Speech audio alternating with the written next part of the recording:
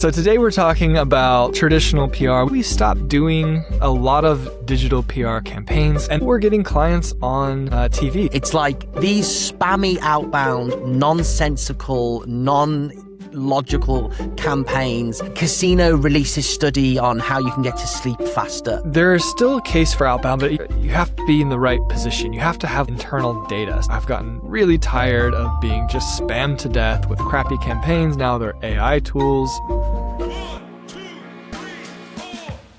Want to attract and convert more leads? Want to learn how digital PR, branding, and SEO can establish and build your brand identity? Welcome to the Market Movers Building Brands and Links with Linkifi podcast. We answer these questions and help you ramp up your brand visibility and credibility. Let's cut through the noise and make your business the talk of the town. We're your hosts, Nick and Chris. Let's get this show on the road. Welcome to the Market Movers podcast. Today is a very special episode in the fact that we do not have a guest. It is just myself and my business partner, Nick Biggs, to talk about how you can appear or how your clients can appear on the BBC, CNBC, and Bloomberg television for live interviews. Welcome to the show, Nick. Great to be back. All right. So today we're talking about traditional PR. We call it authority PR. We're also going to talk about the state of the digital PR industry, why we stopped doing a lot of digital PR campaigns. So sort of what we feel is the issue with those. And then how we're getting clients on TV. So it's one thing to say like, I was featured in the BBC and that means it's a link. It's a great link. I'm not knocking that, but it's a totally different story when you are on the air, you're being interviewed. That is authority building at its finest. Yeah. So let's start with the state of digital PR. You know, I think I can sum this up because for me, it's like a who'da thunk it, level up the quality and the opportunities thrive. It's like these spammy outbound, nonsensical, non-logical campaigns. Casino releases study on how you can get to sleep faster. Like, I mean, yeah, you can maybe score some coverage, but are you going to get interviewed on the BBC? So how have we gone from stopping doing that rubbish outbound stuff to compounding to things that result in this level of coverage? How have we done that? Well, and first we should say, I think there is still a case for outbound, but you have to have you have to be in the right position. You have to have internal data. So about maybe 2 years ago, digital PR started to get extremely popular and there were case studies all over LinkedIn and Twitter, X, whatever, about how this company was able to score coverage and they were a law firm talking about potholes and just all kinds of ridiculous stuff. And it worked for a while. And that's not to say it doesn't work, but it doesn't work very well anymore. So now journalists, I've gotten really tired of being just spammed to death with crappy campaigns. Now they're AI tools. Some agencies have even released their own AI tools that just churn out AI content. And I don't think it's very surprising that it just isn't that valuable. We stopped doing those campaigns a while back. They were just we saw the success rate going down. We still do expert commentary because, they're journalists are actually looking for quotes from these experts. So you can be that expert. That I think makes sense. That is a very competitive space as well, but still a lot of great coverage that we're earning from that. But we started to have clients who, they were less concerned about the link, the SEO value, and they were more coming to us for authority building the brand, that kind of thing. So that is where we pivoted to, and man, we've been blown away, right? It's been... Yeah. Okay. Before we get into strategy though, let's look at the state of the digital PR industry, because that's super interesting what you've said. And I'm interested to look at if you think that the reason that it's fallen off a cliff in terms of success rate, and in fact, you don't actually see it very often now in the media. You used to see from the Reach PLC publications, Express, and you'd see consistently every day, even you would see Gardner reveals 5 ways to, or spot the difference on things. You're seeing that less and less now. So I'm wondering if there's a two-pronged reasoning for this. One, the ease to send this stuff off and a race to the bottom in quality. And then two, the state of, content publishers and the sorts of things that they need to achieve. Budgets are getting cut, ad revenues are getting driven down. So maybe these stories, or in fact, I know for a fact, I've seen some research, these stories drive much less in terms of revenue than other ones. So I think it's a two-pronged approach as to why this has been consistently not working like it did and will continue to. Yeah, I mean, if you're a reader, some of them are interesting, but they are gimmicky. And like for legitimate news companies, publishing something about which cities have the most potholes is not all that interesting, right? Yeah. I think that's it. I think the main thing is that, they were running so many stories like that. They kind of start to lose their appeal. And for journalists, they just got sick of that. And once this became like an AI play, journalists were just tired of just getting AI crap in their mailbox. Even if the quality is of the writing is good, because now the tools do write extremely well.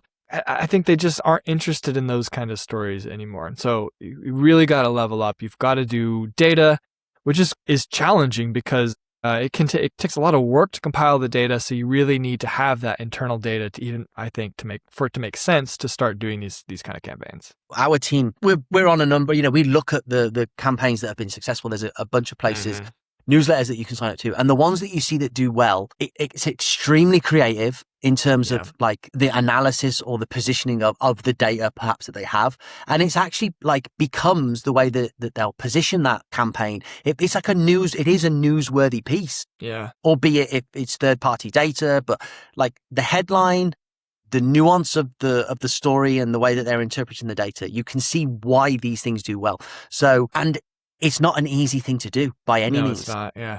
And it could be a lot of work if you spend a week compiling a data campaign and then you send it out and get nothing. I think that's why a lot of companies have stopped doing those kind of campaigns. It's just the amount of work versus spending 30 minutes with an AI tool spinning up a kind of a sillier campaign. You can get it out quickly, and if you don't get anything, you didn't spend that much time on it. Yeah, and just to finish as well, I think where there is still, like we say, data is a great tool for these outbound campaigns, but also like having actual like recognizable industry presence and data. So they say like money goes to money, like authority goes to authority. If the country's largest insurance company has data and reveals like the age group that's most likely to put a claim in for like a crash, let's say, like that's newsworthy because they are a huge company with data that speaks to an actual like newsworthy angle. Yeah. And you see that a lot as well. I would say the only thing that because we still have some like legacy clients on these packages, the digital PR packages before we got rid of them. The only thing we've seen that does still seem to work is commenting on like local issues. So it stopped working on like, these are the X trends for this, but anytime there is a proposed law, new development, anything that's happening in that local community, if it's within your industry, that can still work, hard because a lot of the local publications, they're a little harder to, I don't know, I guess not always, but sometimes they syndicate way more news than they actually produce. Yeah. Live news. So challenging, but that can still work. Yeah. Hyperlocal is still Hyperlocal. A good shout. Yeah. Okay. So then when we started doing traditional PR, we were sort of blown away. Now this is... Well, hang on. Let me stop you there. Let me ask you a question. So what is traditional PR? What does that mean? All right. So this is truly an authority building activity. You're not looking at this from an SEO play. Of course, this can help your SEO when you build up all those EAT signals. Building up your brand is going to help your SEO, but where digital PR, the end goal is always a backlink, right? Here, that is not the goal. It is simply coverage. It is getting in front of your ideal audience, and it is talking about the things that you want to be known for, the narratives that you want to push. Whereas digital PR had really gotten to, like, if you see all the agencies are like, we don't let you approve the story. We're just going to run whatever story we come up with. And that's where you get these like completely bizarre, a casino talking about hay fever kind of things. So here you're thinking about like, what do I want to be known for? What is my company or myself? What do we want to be known for? And those are the narratives that you're actually going to go out and talk about. And so you're actually reaching out to the press, and there's a lot of things that can come from this. It's not just, a quote in an article. You can get entire opinion pieces, op-eds, where you're talking about something and it's just completely written by you. Interviews, and that can be like written interviews or TV appearances. That's the one I think we're most proud of because that feels like the biggest, right? So having a client who is interviewed on the BBC or Bloomberg is one we're doing right now, which we're New York Times. New York Times with a photographer around his house. Yeah, having New York Times go to a client's house, interview them, take photos. I mean, that's insane, isn't it? If you think about it, compared to CNBC is the other one. Yeah, it is. It's crazy. But that's what journalists are actually looking for. They're looking for experts who they can interview on the kind of topics that they cover, right? And so this is just a completely different shift. So anytime that happens, let's say you get the interview on BBC, that you might not get a link. You probably won't get a link. And you can't really email that journalist and be like, hey, thank you for interviewing me. It was great to be on TV. And usually those go on the website as well. But can you add the link? Like, that's just not how it works. But that still builds up your authority, which is going to help your SEO. But it's much bigger than that. The whole idea is to build your brand, to become known for those narratives. Yeah. And I think what's important to identify is like, as somebody who's looking to engage with digital PR, to have a clear understanding of what it is that you want to achieve. If it's a pure SEO play, then like you said, digital PR, that end result, that end goal is always the link. But in order to get that link on a tier 1 publication, there is going to be like sacrifices needed to be made in terms of like topical relevancy, potentially like narrative control. Like you lose a lot of that because the end goal is the link, and you're going to get a link on like a super powerful website. But you need to like accept a certain amount of leeway on potentially what the article is about, the quote that you give, and how that quote potentially relates to your business. The example I always give is if you're like an email deliverability SaaS tool, like that's not a particularly PR friendly or sexy topic. There isn't a lot of tier 1 news articles writing about email deliverability. And therefore, if you want to be featured in tier 1 publications with a link, then you're going to have to be talking about things much, much more broadly. And that's the sacrifice you make in order to have the end goal being the link and only the link. But if you want to be controlling the narrative, designing the conversation around what it is that you want to be known for, how you want customers to perceive you, and how you want to be thought of within your industry as like a leader within your industry, then with traditional PR, we have that power and that control. And something which I think we should talk about is how beautifully this sort of hockey sticks up. So it's quite a slow burn at the start, and then it can result in a TV appearance on the BBC. So Nick, how and why does it work like that? And like, why are we seeing that consistently across clients? Yeah. So that's very important to understand, I think, before you start this, because you see like, oh, that this person was featured in Bloomberg or whatever. And I'd like to be featured in Bloomberg, but would you? Well, Did you do a Bloomberg TV? Me, no. Oh, right. I was going to say.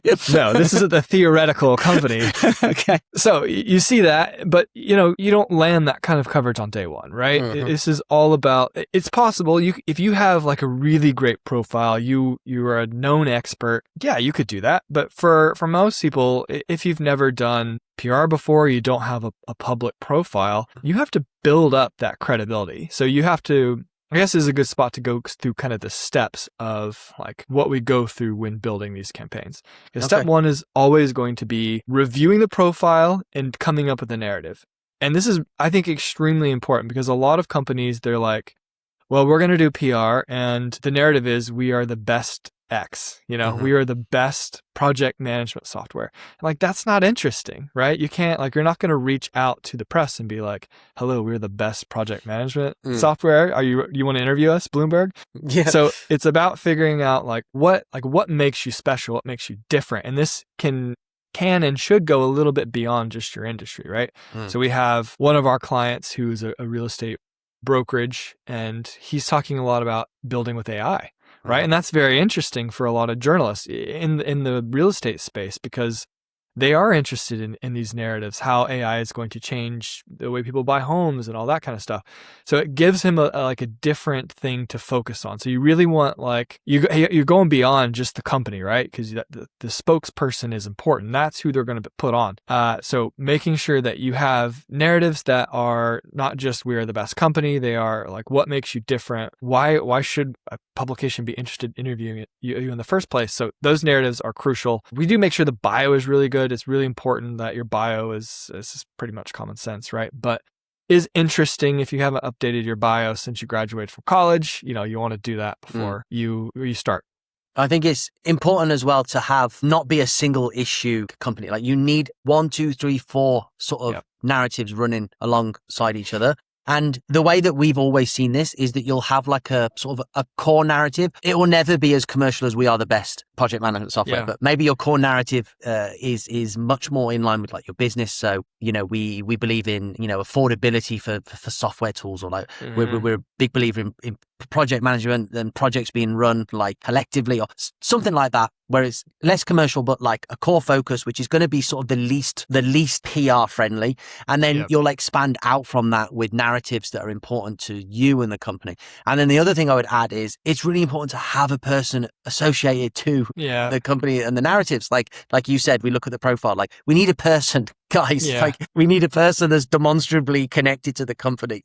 And we'll have interviews with people that don't have anybody on their about page, and they're like legit big companies. Well, and the press is never interested in interviewing your company, right? Unless you are like you're Tesla, you're like this big company where people are honestly interested in what you're doing. Other than that, like you need, well, even they have spokespeople, but you need that person who is the face of it. And you can do this with multiple people. I think that's one thing bigger companies struggle with is they're like, when we talk to people, they're like, well, we don't know who we'd do it with because like, what if our CEO doesn't want to do this, or our founder doesn't want to do this? If we have somebody else, they could leave the company. And like, that's a fair point. You're still always going to have that coverage, and it's going to be about the company, but you can spread it out as well. You can have several spokespeople talking about different things. I think depending on your industry, that kind of dictates how crucial it is about the narratives that they venture out. So some industries that have just loads of stuff going on, right? So we work with a lot of mental health clinics. There's a lot going on in that space where journalists are just interested in hearing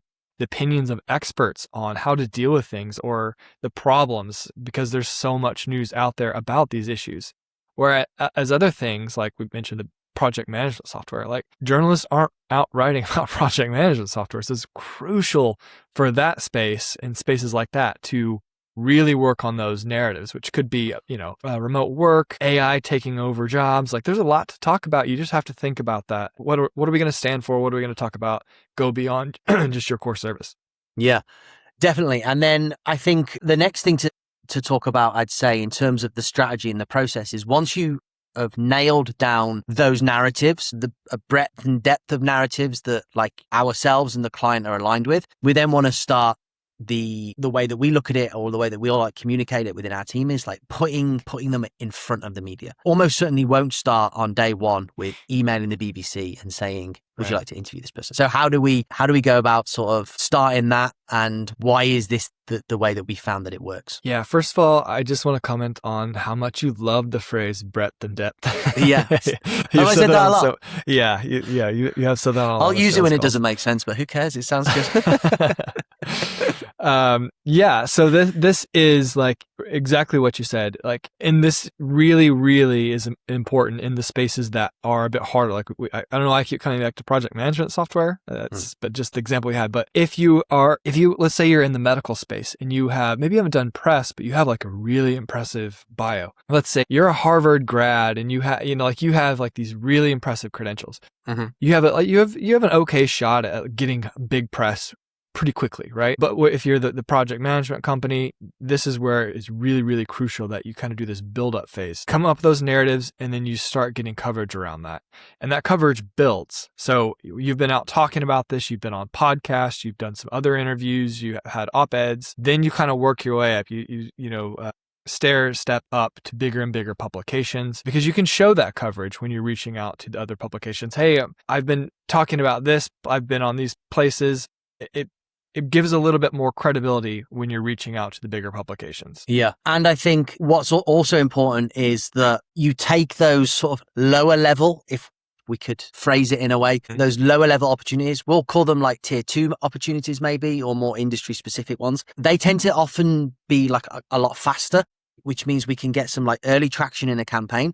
And then the important thing to note as well is many journalists and freelance writers, they are operating across multiple publications. And so this is a very, very long-term play. You may be able to engage a journalist who writes for like a tier 2 publication, about something which is perfectly fits the narrative. And they also write for a tier 1 publication that, 3 months down the line then becomes like a perfect fit, and you can see how that like compounds. And then the tier 1s or the TV interviews and stuff, these things are not like, that's great. Yeah. Like, let's do it tomorrow. Like these things have to go through a much more rigorous, or often have to go through a much more rigorous editorial process. There's a lot more coordination. And so it takes time. So you're laying the groundwork and planting the seeds for these things to hopefully like fruit further down the line. Yeah. And I think having that flexibility on different opportunities as well is something that makes a campaign more successful when we are like aligned with the client on that. Like, you don't have to take everything, but like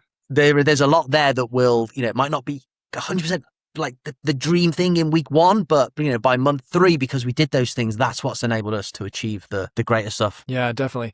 And if you think about like why you need to kind of stair step your way up, it makes sense. So if we take like Bloomberg, for example, or CNBC, they might be, if you have good credentials, they might be happy to use a quote of yours in an article they're working on, right? But they're not going to put you on TV, on live TV, without having like seen you on other things, right? So it's way easier to get on local news or do a bunch of podcasts where they can go and say, okay, he looks okay on camera. He's not an idiot. Yeah. Because, some people are going to freeze when they get on the big stage. So they're absolutely going to make sure that you're going to look good on camera before they put you on TV, because a lot of people watch these programs. So I think that's important to understand. That's a really good point. And it's just not just look good, but like a vetting, isn't it? Like if you've never engaged the media before, even if you are like a legit company that does like, good business and you're very visible, if like this is the first time that we're putting the CFO or the founder in front of the media, and we go straight to Bloomberg, like, who is this guy? He's never even done a YouTube video. We like, he's done some quotes and we can see his LinkedIn, but like, okay, after 3 months, he did a local news piece,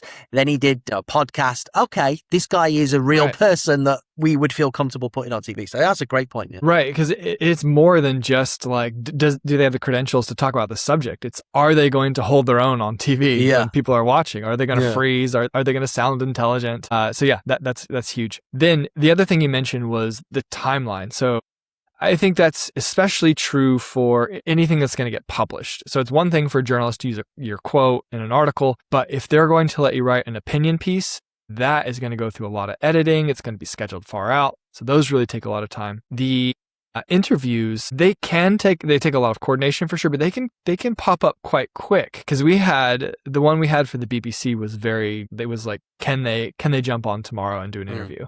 So those can come on quickly, but again, you've already had to build all of that up before they're interested in bringing you on. Yeah. So, okay. So I think we've gone over the main things you need to do. The last thing, what I just mentioned, you do have to be very flexible, because if you want to go on to CNBC, Bloomberg, you're going to have to work around their schedule, and sometimes they do have that short notice. So being very flexible with, yes, I'm going to anytime something comes up, I'm going to pause and I'm going to dedicate some time to actually make that happen, because there's a lot of back and forth, and you've got to be quick to respond. Journalists will move on. They've got other people.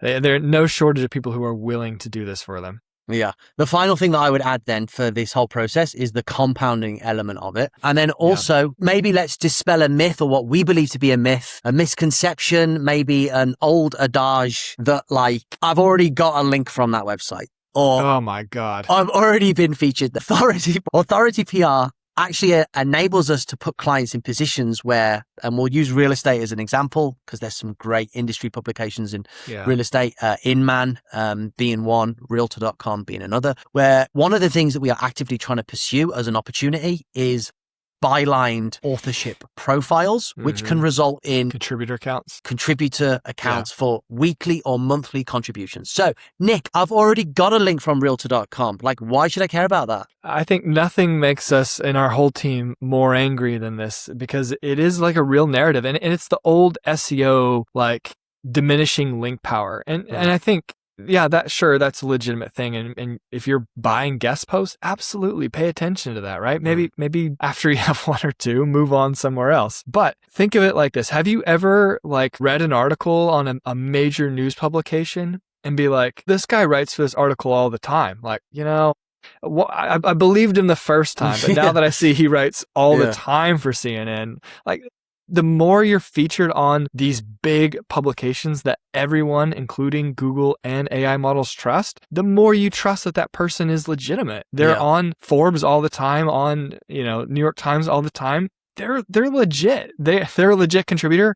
That builds trust, and that works with Google the same way. And I think getting rid of this, and AI, I think getting rid of this old AI SEO idea that diminishing link return, that is not the same when you're a contributor on a major publication. You're absolutely nailing the EEAT, and you're building trust with Google and AI and readers as well, your potential customers. When they see you are a contributor, don't you think they're going to, if you're good enough for your New York Times and CNBC, most people are going to be like, okay, this guy's legit. Yeah, I think it's a pinnacle of any campaign, in my opinion. It's something that we are extremely proud of. Oh, yeah. And in fact, we've had no pushback whatsoever from our traditional PR clients. No one said, I don't want to have a contributor account. But I can imagine for our SEO digital PR clients, if we scored someone a great link on a website and said to them, hey, there's an opportunity here for you to get a link, or contribute an article to this website on a monthly basis. I imagine half of them would say, I've already got a link. I'm not wasting my time doing that. But for us, that is an absolute achievement. It's not I've written one article for this website, which is extremely important in my vertical. It's you are legit now a regular contributor to one of your industry's most important publications. That's an achievement. Yeah, well, and we ran this case study a while back with a site that John Dykstra had built. He had an interior design site, and he was like, guys, I just want to case study this, go nuts. And we pitched like crazy for this site, and we landed, I can't remember how many links it was. It was a lot of links, maybe 100 or something like that. And they were mostly from 5 or 6 publications who were just they liked the profile. They kept coming back. We were more and more quotes, and we blew up the traffic. It definitely built a lot of authority. So I think that one, I think people should move past it. Like I said, though, if you're doing paid guest posts, paid link insertions, absolutely, don't do that. But when you're doing legitimate PR, repeat is good. Yeah, definitely. And you get all of the advantages outside of just oftentimes as well, or even potentially a contributor bylined account might not even come with a link. They usually do, especially the profile page may have, but the monthly articles might not. Would just be held inside of that sort of profile. But just think about what you're doing. If let's say I was a monthly contributor, let's say there was an industry publication called digitalpr.com, and it was a DR90 and it had 1 million traffic. If I was contributing every month an article to that, am I not putting myself as an absolute authority within our space? And the way that you get these opportunities is not by sending out really spammy, nonsensical outbound campaigns or just getting a link and moving on because you've already got it from that. This is about relationship building and compounding, and it all comes from what we've talked about. That's why we love it. Yeah, and I think this is really going to be this is classic marketing, right? It's brand building, but I think there's a renewed focus on this, or maybe I shouldn't say renewed. I think a lot of companies have always focused heavily on brand building and PR, but now there's an interest from companies who weren't paying much attention to it before. They had their Google strategy. They were, on the other platforms they needed to be on. And now realizing that brand building is probably the best thing you can do for AI visibility. Sure, there are all the tactics for appearing for an individual prompt, right? The best this for that. Go and get on those listicles, build up those profiles that it's pulling from for reviews. But beyond that, the biggest thing is brand building, building your authority. And so when you're doing the buyer research in any industry, you'll see all these publications that ChatGPT is pulling from as it goes and does that research. That's how it builds up how it figures out who's trustworthy. It's not, it uses all of the review profiles, but it's also pulling that information. And if it sees people repeatedly, not just quoted, but talking about the issues on those platforms, that's going to help. Every time it does its training data, that's going to help as it sees you everywhere talking about these issues. It starts to recognize you as the authority in that space. So I think probably the number one thing you can do long-term for AI visibility. Yeah. And to sort of summarize, I think it's a golden opportunity now for 90% of businesses. Coca-Cola and Pepsi have already historically allocated their hundreds of millions of brand building marketing dollars. We're not saying that this is anything new, but from like an SEO or traditional SEO perspective, there are tens of thousands or hundreds of thousands of businesses, rehabilitation centers, law firms, and like everything in between, where you could potentially start engaging traditional PR strategy now and put yourself light years ahead of your competition and build a moat. Yeah. I just think it's such a golden opportunity for so many businesses because so many won't be doing this. And yet we know that this is going to be what drives visibility in the new era of search. 100%. So I think now's the time to really, if you haven't started doing PR, I think now's the time to really start working on your brand building. Yeah, you won't regret it for sure. Definitely. Okay, well, this was a special episode with myself and Nick, and we'll see you on the next one. Thanks for listening, guys.